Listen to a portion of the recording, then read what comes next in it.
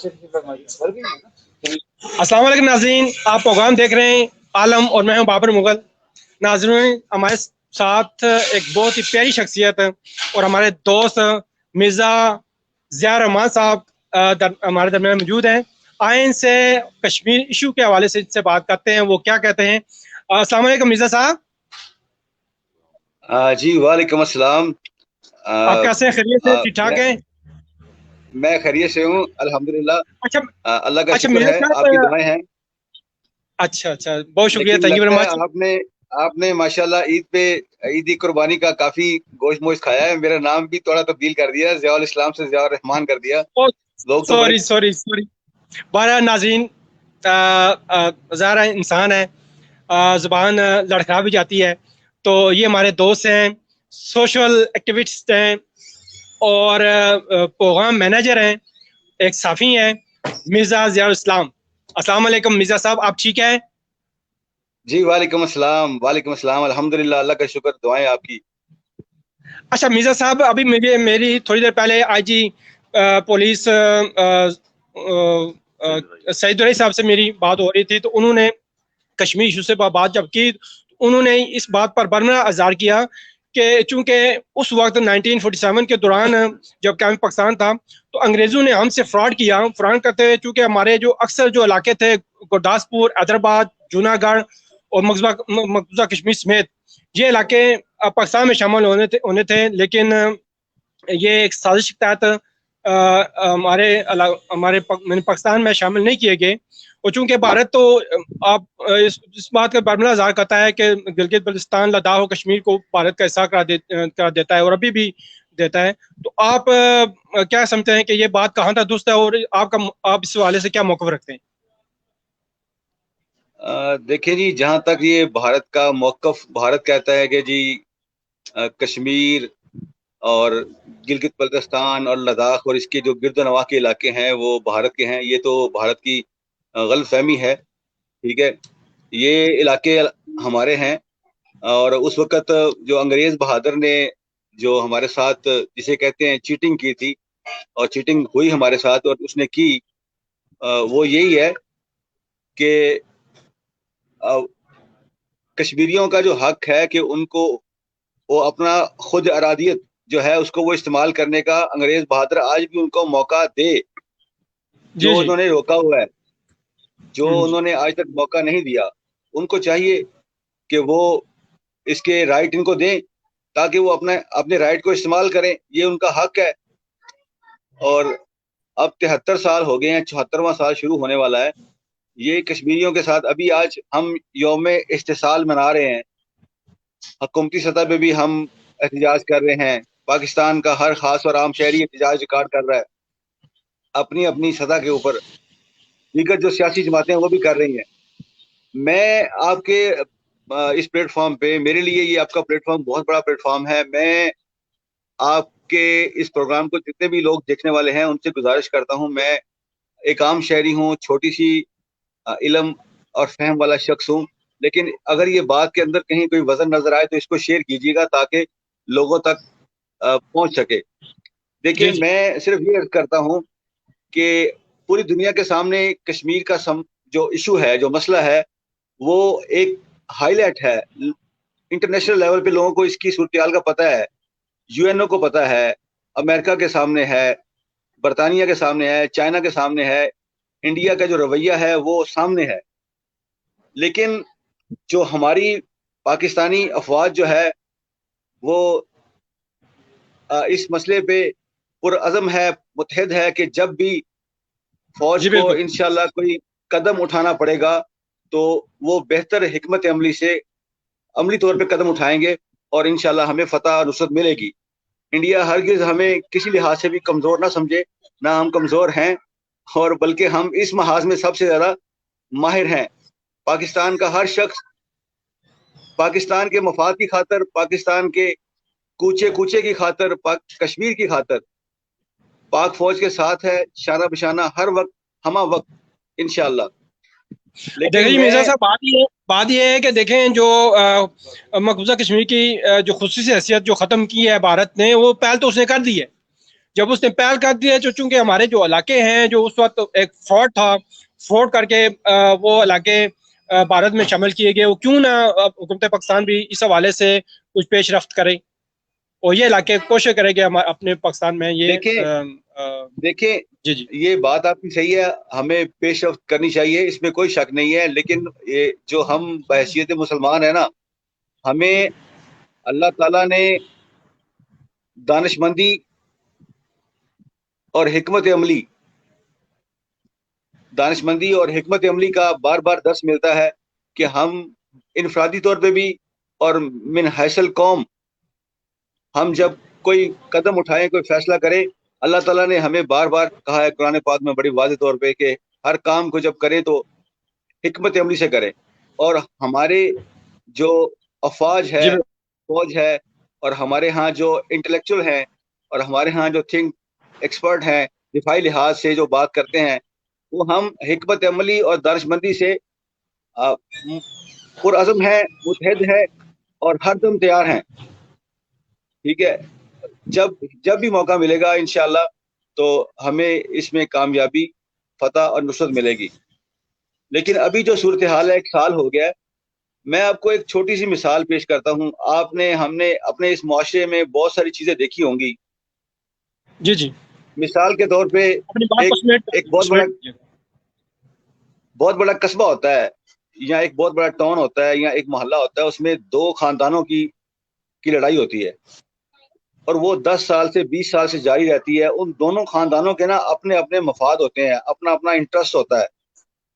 جی جی اس جھگڑے کے پیچھے ان کی کوئی وجوہات ہوتی ہیں کہ جھگڑا کیوں تھا، کیوں ہے، لیکن وہ 20 سال گزر جاتے ہیں، بالآخر ایک وقت آتا ہے کہ اس میں کوئی شخص بھی جو، حالانکہ وہ جو 2 گروپ آپس میں لڑ رہے ہوتے ہیں، وہ اپنے علاقے میں بہت بڑے کنگ ہوتے ہیں، بہت بڑے ٹائیگر ہوتے ہیں،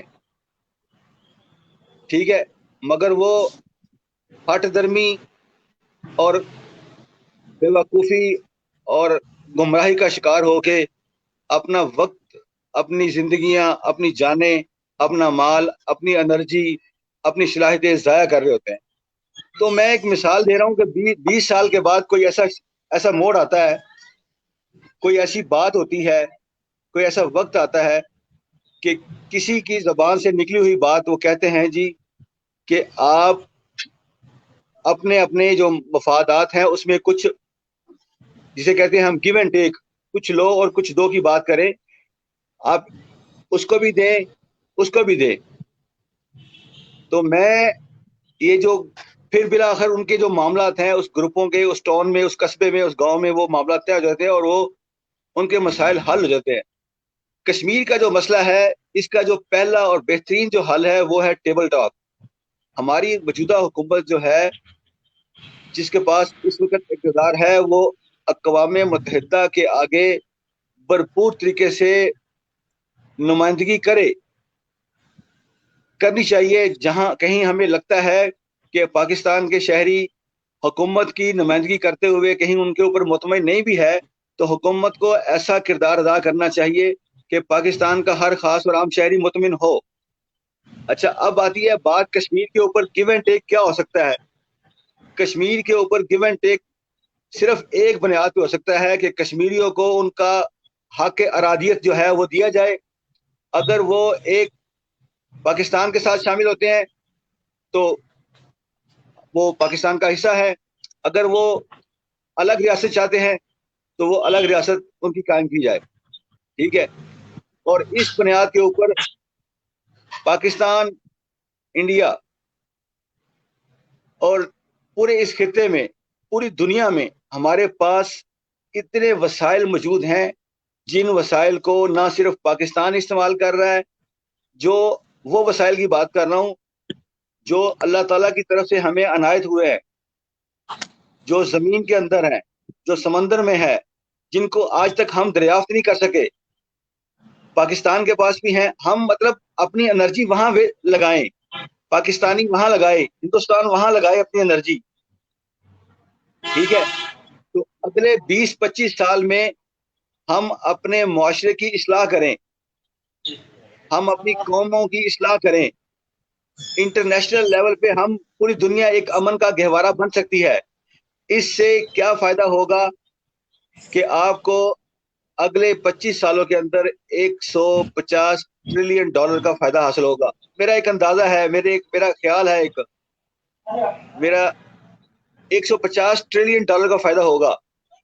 اس میں اس اندازے کے مطابق $25 ٹریلین جو ہے ہندوستان کو مل سکتے ہیں, $25 ٹریلین جو ہے پاکستان کو مل سکتے ہیں, اور $100 ٹریلین جو ہے وہ ہم پوری دنیا کی غربت کو ختم کرنے کے لیے استعمال کر سکتے ہیں. پوری دنیا کی غربت کو ختم کرنے کے لیے اس میں ہم اس بات کی جو ہے اس سے بالاتر ہو کے کہ کوئی عیسائی ہے, کوئی مسلمان ہے, کوئی ہندو ہے, کوئی سکھ ہے, اس سے بالاتر ہو کے میری بات کا جو مقصد ہے, جو مفہوم ہے, وہ یہ ہے کہ کشمیریوں کو ان کا حق ملے, وہ خود مختار اپنا حق استعمال کریں. پاکستان کے ساتھ اگر وہ ووٹ دیتے ہیں وہ پاکستان کا حصہ بنے, اگر وہ الگ ریاست بنتے ہیں تو الگ ریاست بنے. لیکن اس بیس کے اوپر اس کا آئیڈیا, اس کا پورا پروگرام, اس کا جو پورا ایک پروگرام ہے وہ میرے جیسا عام شخص بھی بنا کے پیش کر سکتا ہے کہ $25 ٹریلین اگلے 10-15 سالوں میں پاکستان کو مل سکتے ہیں. 25 ٹریلین $, بلین نہیں ٹریلین, اور $25 ٹریلین بھلے انڈیا بڑا ملک ہے رقبے کے لحاظ سے بھی اور آبادی کے لحاظ سے بھی, لیکن انڈیا کو ہو سکتا ہے کوئی 5 ٹریلین زیادہ بھی مل جائے, اور اس الائنس کے اوپر, اس معاہدے کے اوپر, اس پروگرام کے اوپر یہ مشترکہ کاوش کی جا سکتی ہے باہمی رضامندگی سے. جس طرح ہمارا ایک سارک کنٹری بنا ہوا ہے, ایک ایک الائنس بنا ہوا ہے, ہمیں پوری دنیا کو اس کے اوپر متحد ہونا ہوگا, اور جہاں جہاں پہ لوگوں کے ساتھ, مسلمانوں کے ساتھ ظلم ہو رہا ہے, زیادتی ہو رہی ہے, ان کو ایک معاہدے کے تحت ان کی مدد کرنی ہوگی. ان کو اس ریاست کے لوگوں کو, اس قوم کے لوگوں کو ان کے پاؤں پہ کھڑا کرنا ہوگا.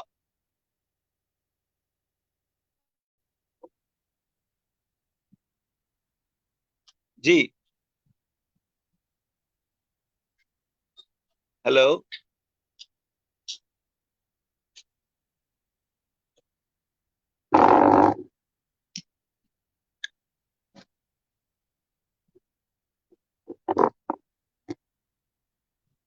جی آواز آ رہی ہے آپ کو؟ اگر آپ آنسر دیں تو میں اپنی بات جاری رکھوں.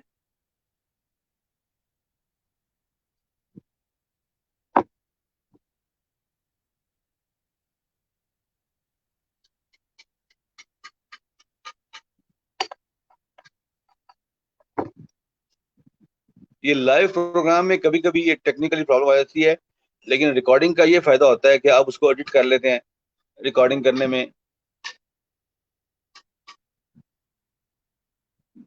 میں اپنی بات جاری رکھتا ہوں. اگر یہ تو ہم یہ جو میرا ایک مستقبل پاکستان کے بارے میں 2047 میں انشاءاللہ پاکستان کو 100 سال ہو جائے گا.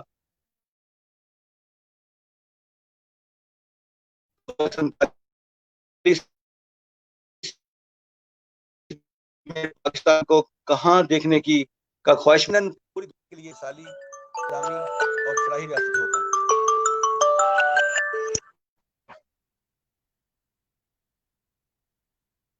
جی السلام علیکم.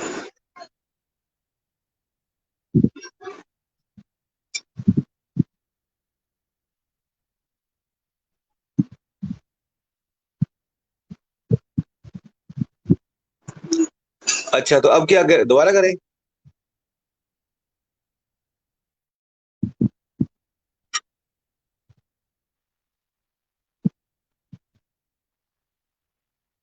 بارہ 13 منٹ ہو بھی گئے ہیں.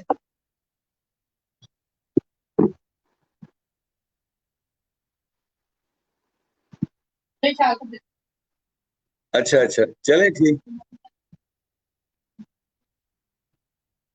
چلیں ٹھیک ہے.